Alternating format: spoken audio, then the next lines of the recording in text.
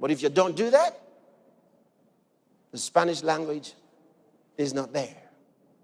Now, here's what God did. God spoke creation into being. How did he do it? Words. Remember, we talked about what he said in the sonoluminescence experiment. Okay? When God said, let there be light, what happened? Light became. But he spoke to the darkness, and light came out of darkness. And then from that Genesis chapter 1 all the way, we find God talking and saying, let this be and let that be and let. Why didn't God just make? Why talking? Even after he made man in his image, he talked to the man. Why did God have to talk? Because by talking, you create a sound code.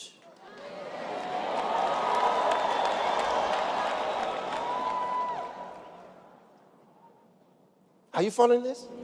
By talking, you create a sound code. And this is so important.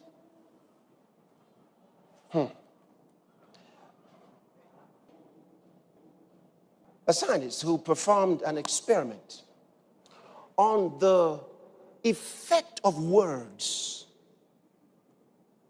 The effect of words on water. A very important experiment.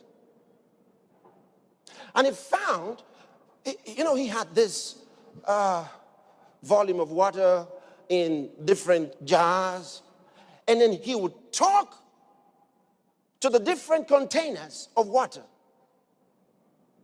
And after a long while, each of them formed certain crystals. The ones he talked nice to formed beautiful crystals. He spoke words of love. You're wonderful. You're beautiful. You're growing nicely. And beautiful crystals resulted. Said to the other one, you're ugly. Terrible. Bad. I hate you. It formed very poor, ugly looking crystals. Deformed crystals. Now, what was the lesson? The human body is more than 70% water.